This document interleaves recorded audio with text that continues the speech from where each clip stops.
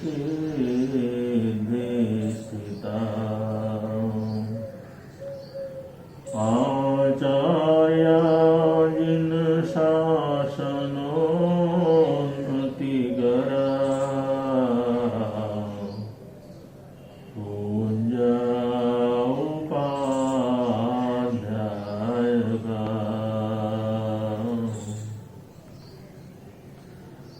श्री सिद्धांत सुपाठका मुनिवरा रत्नत्रय राधका वंशयिते परमेष्ठिनं प्रतिदिनं कुर्वन्तु नो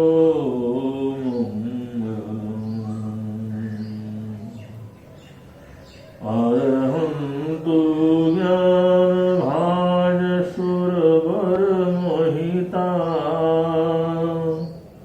सिद्धिशोद्धस्तसिद्धा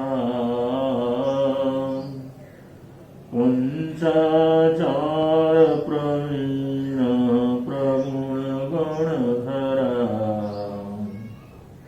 पाठकाश्च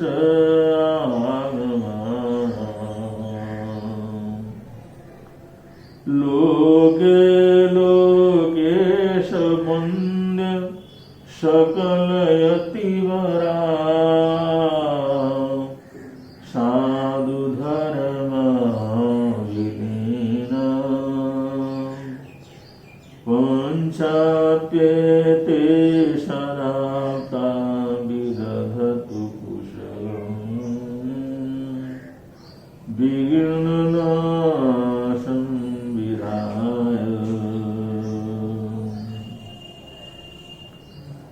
वीरा सर्वसुरासुरेन्द्रमहितो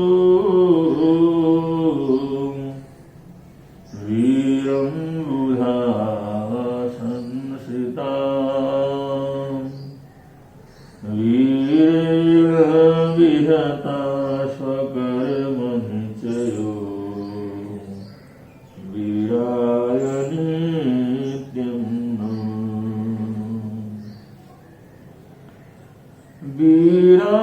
वीरातीर्थमिदं प्रवेतमतुलम्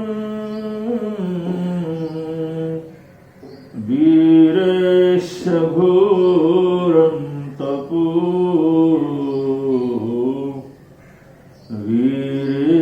वीरेशिर्धीर्ति कीर्तिकान्तिं चयो हे वीरभद्रं दिश हे वीरभद्रं दिश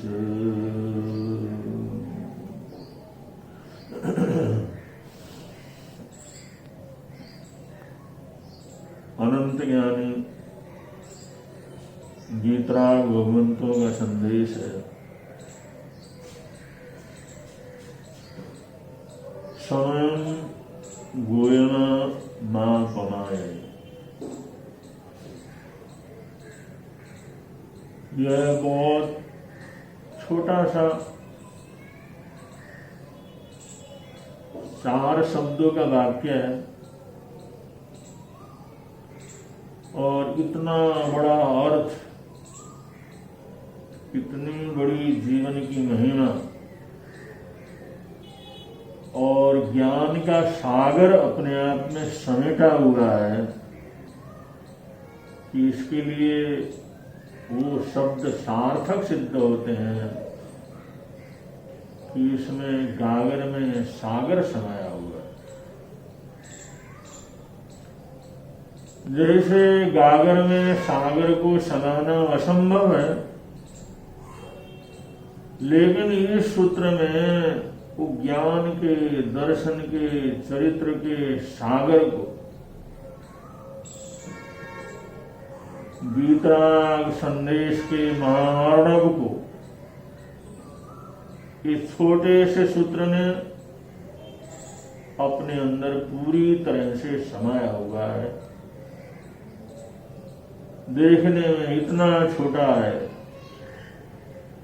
लेकिन अपार अर्थ परिपूर्ण ये वाक्य है। इसलिए ऐसे वाक्यों को महावाक्य बोला जाता है। समयम गोयना मां पमारे। समय शब्द का जितना व्यापक, जितना गहरा, जितना गहन चिंतन दर्शन शास्त्र के अंदर हुआ है, जैन दर्शन के विद्वानों ने किया है, ऐसा इस समय शब्द का इतना बड़ा विवेचन अन्यत्र मिलना बहुत दुर्लभ।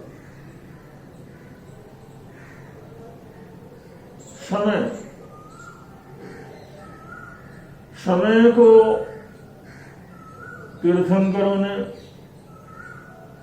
और उसके बाद गणधर और गणधर के सूत्रों का विवेचन देने वाले आचार्य भगवंतों ने, उन महान विद्वान भाष्यकार टीकाकार आदियों ने इसका गहन चिंतन करके इसके सार को सामने लाने का प्रयत्न किया है। कहते हैं ये समय जो शब्द है, जिसको हम सामान्य रूप से काल के साथ जोड़ लेते हैं, समय का मतलब काल,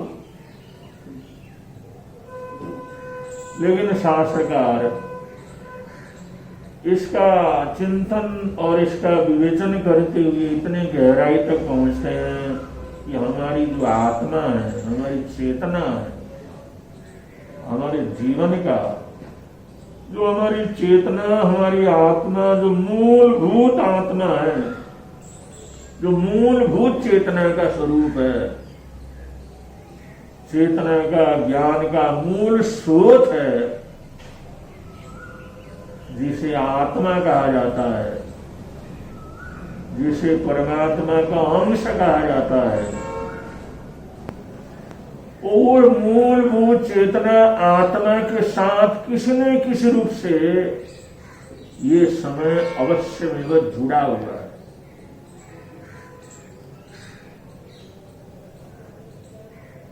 जैसे एक सिक्के के दो पहलू होते हैं, एक तरफ से देखने से एक ही पहलू नजर आता है और उसको पलटने से दूसरा पहलू नजर आता है, और दोनों की पहचान भी अलग हो जाती है। लेकिन पहचान होने के बावजूद, उसका रंग रूप होने के बावजूद सिक्के के दो पहलू होते हैं, लेकिन कहीं न कहीं वो दो पहलू जुड़े हुए एक ही होते हैं। कहने को होता है सिक्के के दो पहलू हैं, लेकिन वो हमारे देखने के दृष्टिकोण से वो दो हो सकते हैं, लेकिन वास्तव में वो सिक्का तो एक ही होता है। सिक्के दो तो ये थोड़ी होता है, सिक्का तो एक ही है। किसी भी पहलू से देख लो, लेकिन दूसरे पहलू के बिना पहले पहलू का कोई अस्तित्व नहीं है, और पहले के बिना दूसरे का अस्तित्व नहीं है। वो एक दूसरे के आधारभूत है। सिक्के के जो दो पहलू हैं, वो एक पहलू के लिए दूसरा और दूसरे पहलुओं के लिए पहला, ये एक दूसरे के आधार है। उन दोनों पहलुओं को अलग करके नहीं देखा जा सकता। और भाषा की दृष्टि से हम देखें, भाषा की दृष्टि से अगर हम सोचें, तो ऐसा लगता है एक सिक्का होता है और उसके दो हिस्से होते हैं, जिसको सिक्के के दो पहलू बोला जाता है। और सिक्के का ये पहलू या वो पहलू, ये भाषा में तो ऐसा होता है, लेकिन वास्तव में सिक्का दो नहीं होता, एक ही होता है। ठीक ऐसे ही हम जीवन कहें या चेतना कहें या अंतर चेतना, भाव चेतना कहें या उसको आत्मा कहें, या उसको समय कहें, ये सारे का सारे एक है। इस आत्मा के लिए, जीवन के लिए समय शब्दों को भी जोड़ दिया है शास्त्रकारों ने।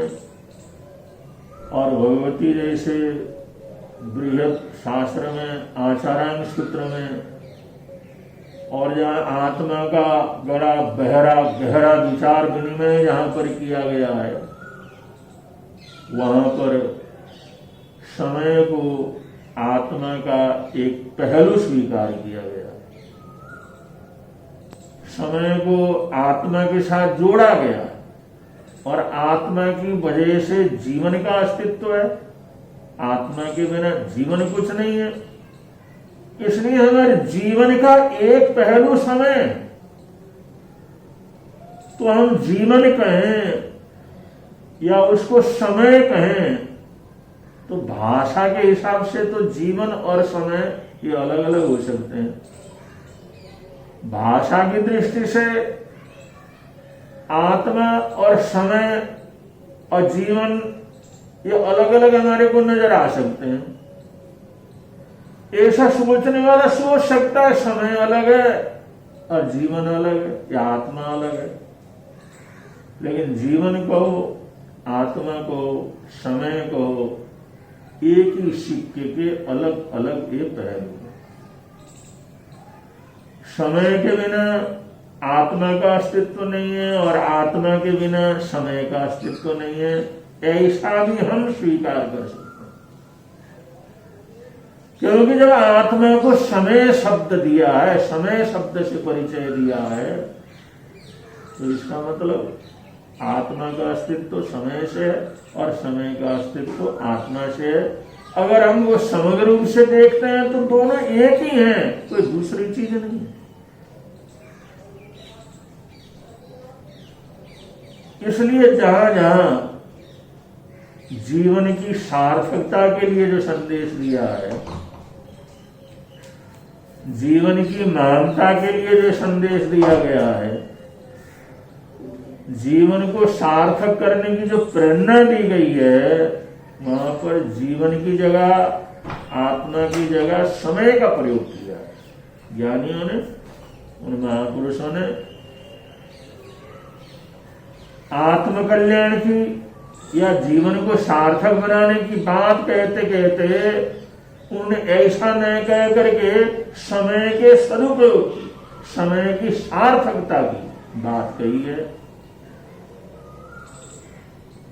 तो ये समय की सार्थकता अगर इस रूप में हम देखते हैं तो समय को सार्थक करना, जीवन को सार्थक करना, जीवन को सार्थक करना, आत्मा को सार्थक करना,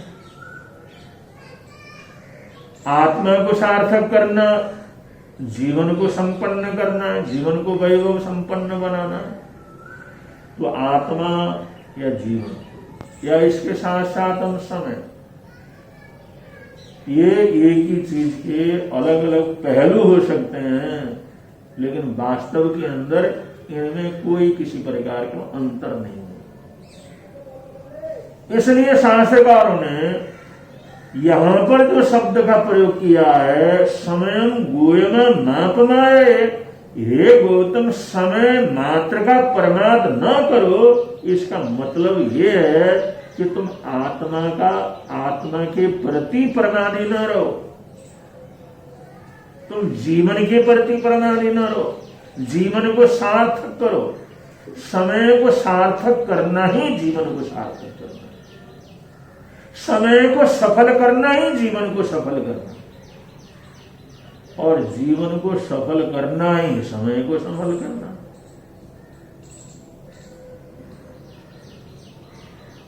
तो शास्त्रकार इस सूत्र में हमें समय की महिमा को बतलाते हुए, वो समय की नहीं, हमारे जीवन की, हमारे आत्मा की महिमा को बतला रहे हैं। तो शास्त्रकारों का ये कहना समयम गोयम नापमाए, इसका मतलब यह है कि अपने जीवन में जरा सा भी प्रमाद मत करो, आत्मा के संबंध में कोई प्रमाद मत करो, अप्रमत्त रहो। चाहे आत्मा में अप्रमत्त रहना, जीवन में अप्रमत्त रहना, या समय में अप्रमत्त समय को अप्रमत्त होकर के जो व्यतीत करना, ये तीनों बातें आगे चल करके वो एक ही रूप धारण कर लेते हैं। भाषा के रूप में तो अलग अलग हो सकता है, लेकिन वास्तव में ये तीनों एक ही कैटेगरी के अंदर आने वाले हैं। इसलिए समय का, इस शब्द का बड़ा महत्व है, इसलिए इसको थोड़ा विशेष रूप से यहाँ पर कहा गया है। और कोई भी साधक जो तीर्थंकरों के चरणों में आता है, केवल ज्ञान और केवल दर्शन प्राप्त करने वाले जिनेंद्रों के चरणों में आता है, उन महान सर्वज्ञ सर्वदर्शियों के चरणों में आता है, और कुछ समझने के बाद, जिज्ञासा करने के बाद, कुछ समाधान प्राप्त करने के बाद कुछ करने के भाव सोचता है। मैं श्रावक पने को धारण करूं या साधु पने को धारण करूं, या मेरी ऐसी इच्छा हो रही है कि मैं सब छोड़ करके साधु पने को अंगीकार करूं। आपने जो रास्ता बतलाया श्रवणों का, उसी रास्ते के ऊपर चलूं, या आत्मा का श्रवण पने से इसकी साधना को प्रारंभ करूं, या श्रावक पने से इसकी साधना को प्रारंभ करूं। ऐसी भावना जब वो जो साधक है, वो जिज्ञासु है, वो इन वितराग महापुरुषों के समक्ष प्रकट करता है, तो कहते हैं आहा सुहम देवानुप्रिय मां परिबंधम करी। वो एक ही शब्द कहते हैं, आहा सुहम देवानुप्रिय, कि हे देवानुप्रिय, तुम देवानुप्रिय इसलिए हो जो देवताओं के लिए भी तुम प्रिय हो, ऐसा काम करने से, ऐसा सोचने से। तो आहा सुहम, जैसे तुम्हारे को अच्छा लगे, जैसे तुम्हारी आत्मा को बहुत सार्थक लगे, आवश्यक लगे, वैसा करो, लेकिन मां परिबंधन करी, समय को बर्बाद मत करो, समय को व्यर्थ ना कमाओ। समय को व्यर्थ कमाओगे तो तुम्हारा जीवन व्यर्थ गम जाएगा, तुम्हारी साधना व्यर्थ गम जाएगी, तुम्हारी आत्मा व्यर्थ गम जाएगी। इसलिए साथ साथ में कहते हैं आहा सोहम देवानुप्रिय मां परिबंधन करी, समय का तुम ध्यान रखो, समय की सार्थकता को करो, जल्दी से जल्दी उस कार्य को करने का प्रयत्न करो। क्योंकि वैसे एक आध्यात्मिक हिसाब से ये बतला दिया, लेकिन समय की महत्ता कितनी है, समय की महिमा क्या है, समय की सार्थकता क्या है, आज की दुनिया में तो सभी लोग बड़े आराम से समझ लेते हैं। क्योंकि आज वैज्ञानिक साधनों का इतना भरमार हो गया है, और आज हम समय को इतना अधिक से अधिक मैनेजमेंट के अंदर लाते हैं। एक एक मिनट का और एक एक सेकंड का, एक एक पल का हम लोग ध्यान रखते हैं। क्योंकि आज के जितने भी इलेक्ट्रिक उपकरण हैं, उनके अंदर समय को बड़ी गहराई से, बड़ी सूक्ष्मता से मापा और दिखाया जा सकता है। इसलिए आज के युग में तो क्षण क्षण का जो है अपना महत्व है।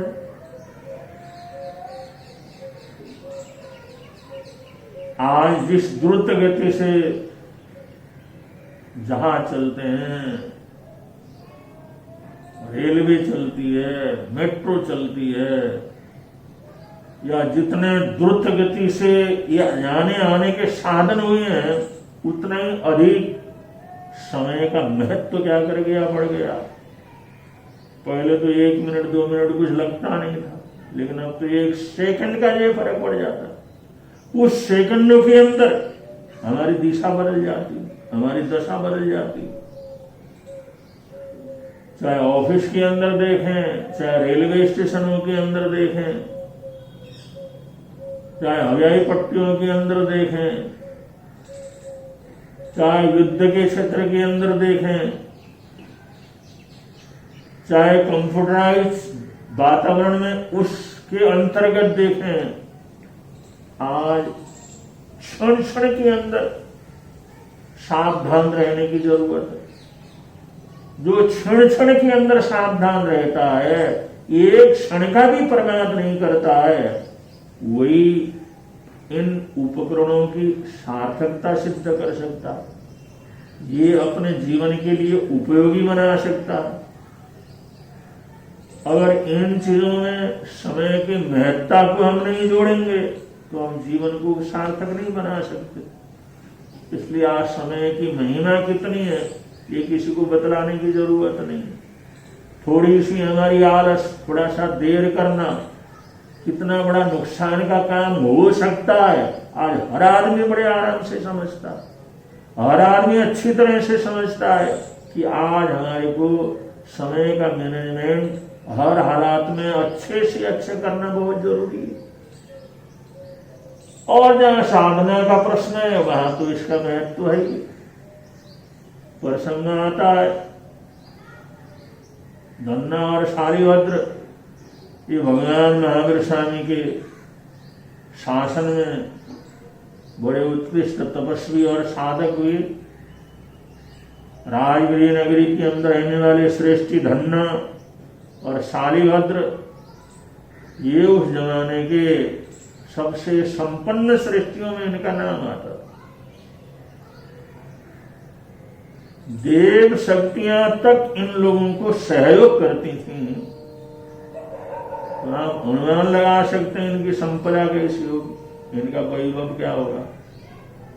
लेकिन ऐसे वैभव संपन्न श्रेष्ठी ये भी सब कुछ छोड़ गए, भरा पूरा परिवार छोड़ करके, सारे साधन संपन्नता छोड़ गए।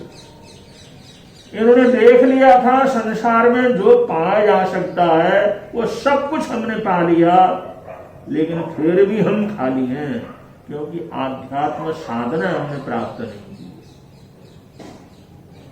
सारा संसार प्राप्त करके, सारे सुख प्राप्त करके भी उन लोगों को ये अनुभव हुआ, ये बात बनी कि जो राजाओं को नहीं मिलता वो सब कुछ मिलने के बावजूद भी आज हम खाली हैं, क्योंकि हमने आध्यात्म से अपने जीवन को भरा नहीं। इसलिए इन दोनों ही श्रेष्ठियों ने दीक्षा ली। सादा बहनोई का इनका रिश्ता था, कारण ऐसा बना। धन्ना और शालिभद्र दोनों ने अपार संपदा, जिसके लिए राजा महाराजा तरसते हैं, उसको छोड़ करके उन्होंने भगवान महावीर स्वामी के चरणों में अकिंचन दीक्षा धारण की, जैन मुनि दीक्षा धारण की और बिल्कुल अपरिग्रह वृत्ति के शिखर पर विचरण करने लगे। और ऐसा करते करते उन्होंने लंबा समय व्यतीत किया, अपनी साधना को दिन दुनी रात चौगुनी आगे बढ़ाते रहे। साधना की कठोरता के कारण और शरीर के प्रति ममत्व का न होने के कारण शरीर की शिथिलता स्वाभाविक बात थी, क्योंकि जिसकी तरफ हम ध्यान देंगे वो बलवान रहता है, वो शक्ति संपन्न रहता है, और जिसकी तरफ हम ध्यान नहीं देते वो कमजोर हो जाता है। तो उन साधकों ने अपने भावों की तरफ ध्यान दिया, अपने विचारों की तरफ ध्यान दिया, अपने आत्म वैभव की तरफ ध्यान दिया, उन्होंने शरीर की तरफ ध्यान नहीं दिया। साधना पथ के ऊपर चले तो शरीर को देना है या शरीर को संवारना है, शरीर का श्रृंगार करना है, शरीर को संभाल करके रखना है, ऐसा शरीर की तरफ से उनका ध्यान हट गया। उनका ध्यान भावों की तरफ, विचारों की तरफ चल पड़ा। तो विचारों से ऊंचे होते चले गए, आत्मा की तरफ ध्यान गया तो आत्मा बलवती होती चली गई, क्योंकि शरीर की तरफ से उनका ध्यान पूरी तरह से हट गया, संपूर्ण रूप से हट गया। तो शरीर का शिथिल हो जाना, कमजोर हो जाना, हड्डियों का ढांचा हो जाना, उसके अंदर शारीरिक ताकत का न रहना एक स्वाभाविक बात है। और ऐसी स्थिति हो गई, आत्मा की गरिमा तो इतनी बड़ी, लेकिन शरीर शिथिल हो गए। तो उन्होंने विचार किया, अब इस शरीर से हम तप नहीं कर सकते, सेवा नहीं कर सकते, कठोर आराधना साधना नहीं कर सकते, विचरण नहीं कर सकते, तो इसकी उपयोगिता क्या है? तो उन्होंने पंडित उन्होंने संथारा अंगीकार करने का प्रयत्न किया, संलेखना कर देते हैं और इस शरीर को आराम से सद्भावना पूर्वक, अब हमारे काम का नहीं रहा है, हमारे उपयोग का नहीं रहा, इसको सहज रूप से छोड़ देते हैं। तो दोनों ने भगवान महावीर स्वामी से आज्ञा ली और उस समय के पर्वत के ऊपर गए, जंगल के बीच में, और जाकर के उन्होंने पंडित मरण संथारे को अंगीकार किया। मतलब आजीवन जिंदगी भर के लिए सभी प्रकार के पापों का, सभी प्रकार की एक्टिविटियों का, सभी प्रकार का उठना बैठना, सभी प्रकार का खाना पीना, सभी प्रकार के सोच फिकर, सब कुछ को उन्होंने छोड़ दिया। और ऐसी साधना में अंतिम मृत्यु के साथ, मृत्यु का साक्षात्कार करने वाली जो साधना है, तो मृत्यु का क्या रूप है, मृत्यु का क्या स्वरूप है, वो मृत्यु कैसे आता है, मृत्यु कैसे शरीर से आत्मा को अलग करता है, कैसे जो है मृत्यु आने पर शरीर और आत्मा अलग अलग हो जाते हैं, ये भी दुनिया की बड़ी विशिष्ट घटना है। तो साधक इसी को देखना चाहते थे। अब ये शरीर साधना के लायक तो नहीं रहा, अब ये शरीर और आत्मा का जो संबंध है और इसका विच्छेद किस तरह से होता है, मौत किस तरह से आती है, आश्चर्य कैसे टूटता है, इस जिज्ञासा में उन्होंने जिस समय अंतिम संथान अंगीकार किया, और इस बात का जिस समय उनके परिवारजनों को पता लगा, धन्ना की माता, धन्ना की पत्नियां,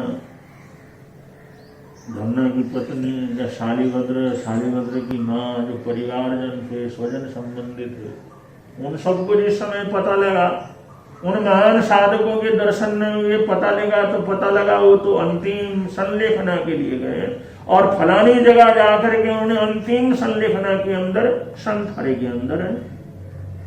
तो ये लोग भागते हुए किसी तरह उनके दर्शन का लाभ हो, किसी तरह उन अत्यंत प्रिय स्वजन जिनको किसी भी कीमत के ऊपर छोड़ना नहीं चाहते थे, लेकिन फिर भी उनको अलग रह करके उन्होंने साधना की, उनके दर्शन के लिए गए।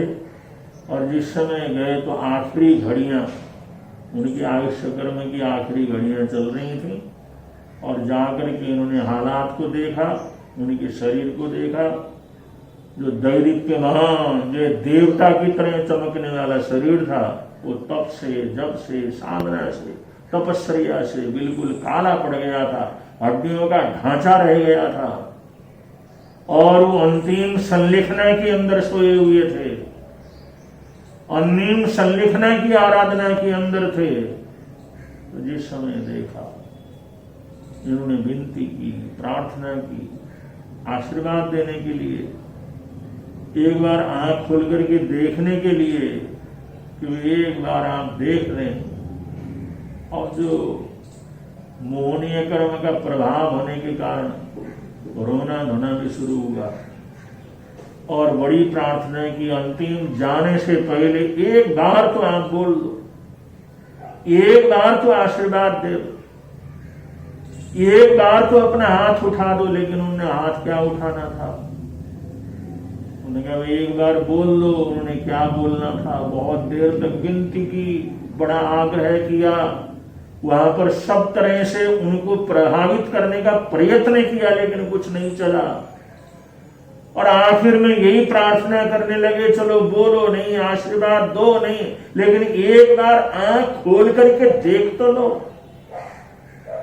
जिस समय उन माताओं ने, उन पत्नियों ने इस तरह की प्रार्थना की, तो धन्ना तो अपनी साधना में तल्लीन रहे, कोई मां नहीं, कोई बाप नहीं, कोई अपना नहीं, कोई पराया नहीं, संसार के अंदर तो कोई ऐसा प्राणी नहीं जिसके साथ 18 संबंध नहीं हुए। तो कौन अपना कौन पराया है, वो तो पूरी तरह से भेद विज्ञान के अंदर रहे।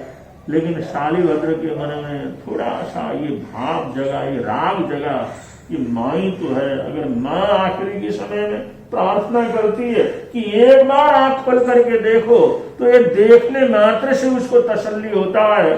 तो चलो जाते जाते वो भी कर देते हैं। तो आखिरी अंतिम क्षण चल रहा था, उस शरीर में जो आयुष्य कर्म था वो बिल्कुल अवशेष की तरफ था।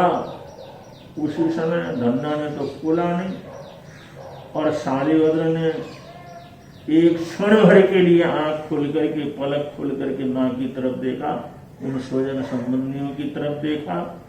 ऐसी नाजुक स्थिति थी, उसी समय उसी क्षण ऐसी घटना घटी, उनका दोनों का आयुष्य कर्म टूटा। और धन्ना का आयुष्य कर्म तो ऐसा टूट गया, अगला आयुष्य कर्म बना नहीं। वो सीधा तमाम कर्मों को तोड़ करके मोक्ष में चले गए, सिद्ध बुद्ध मुक्त हो गए। और एक क्षण भर के लिए एक बार आंखों की पलकों को उठा करके देखने का, उससे इतना कुछ बदल गया। उसी समय ऐसी स्थिति बन गई, अगला आयुष्य कर्म का बंधन हुआ।